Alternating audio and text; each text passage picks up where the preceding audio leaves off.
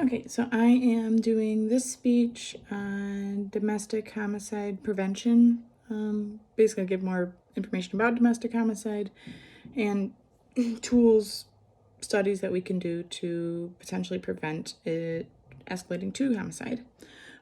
So, according to the National Coalition Against Domestic Violence, across the entire nation, domestic violence affects millions of people every single year.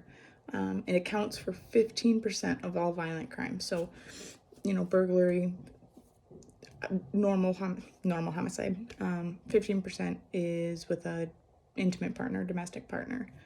1 in every 5 women, 1 in every 10 men will have endured some sort of physical violence over the course of their lifetime. Increased training, more programs to rehabilitate offenders and victims is going to be a key component to prevent domestic violence transpiring into homicide. Even 50 years ago, 100 years ago, it was still happening. Still domestic violence among partners. It was less talked about. There was more of a stigma associated with it.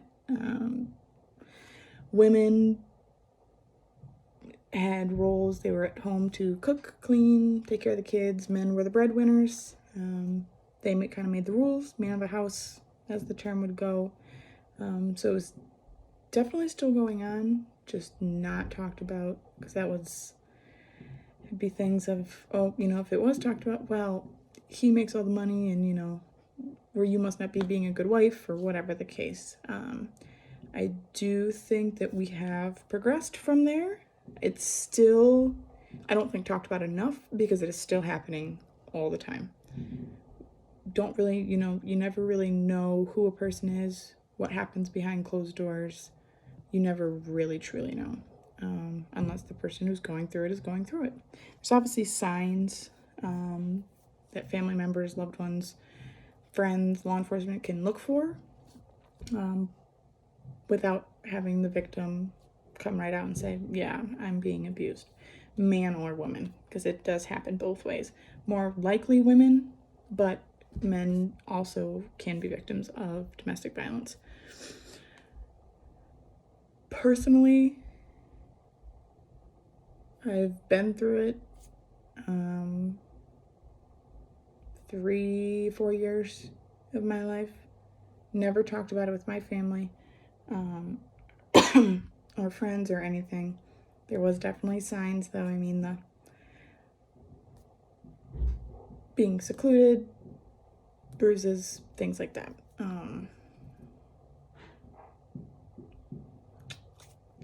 Can be kind of difficult to talk about, even if you're in it. Even after you're out of it, it's a little different. But definitely when you're in it, you don't want to talk about it. So I personally never said anything about it until many years later, and now it doesn't, bother me as much to talk about it, and took the steps that I needed to get out, but it took many, many years to do that. One of the big things is we must accommodate and tailor to each situation. So every relationship is not the same. Every situation is not the same. Could be children involved, could be history, could be married for 100 years, could be demographic, could be socioeconomic. Whatever the case, we need to make sure that we are tailoring how we respond and the resources provided to each of those. So if the victim is financially dependent on the abuser, if they are mentally dependent on the abuser, if they've got other underlying conditions, any underlying mental health problems, whatever the case, we need to make sure we're getting all the information to navigate through that, making sure the ultimate outcome of ensuring that everybody stays safe. I know one of the things that I have looked into that I think could work is temporary mandatory orders of protection. So whether the victim wants it or not, whether the offender wants it or not, you're getting it. You have no choice but to separate, kind of diffuse the situation point blank, be done with it. temporary because, you know, you can't force somebody long-term to stay away from another person, whether they're being a victim or not, but to at least diffuse the situation right away.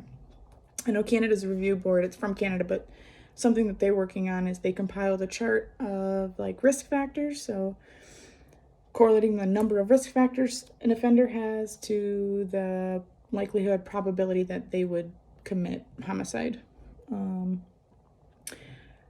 According to their study, if you had 7 or more risk factors, there was an 86% chance that you would commit domestic homicide.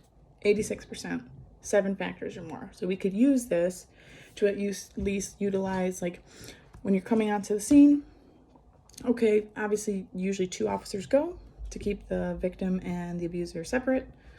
You know, take their statements and then kind of go from there. Is there any history of drug abuse or alcohol abuse? Is there a history of other violent offenses? Is there, you know, all of these risk factors that could be compiled to determine what is going to be the next course of action? Is it something we need to get this person out now, or is it something that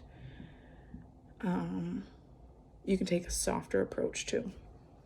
I do think it's important to rehabilitate both the offender and the victim, because it's not just the victim who needs to have the resources and strength to get out of that. We also need to rehabilitate the offender from reoffending. There's 2-step programs out there. There was a study that if the offender went through the 2-step program, they had like an 84% completion rate, which then correlates into not reoffending. Things, anger management, supervision after they get out of the program. So they'd be on like kind of like a probation, but a supervision with law enforcement to ensure that they're staying on track, not in contact with the victim, etc. Mandatory OPs or orders of protection, living arrangements for victims, support groups for victims, all resources that they can use. In conclusion, homicide is 100% preventable, and I think law enforcement, other agencies, support groups, helplines, we all kind of need to create a unified front to prevent domestic violence from escalating.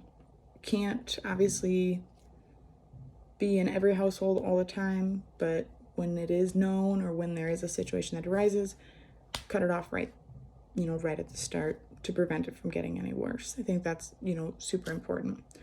One of the tables that I found was straight from the domestic violence like awareness website.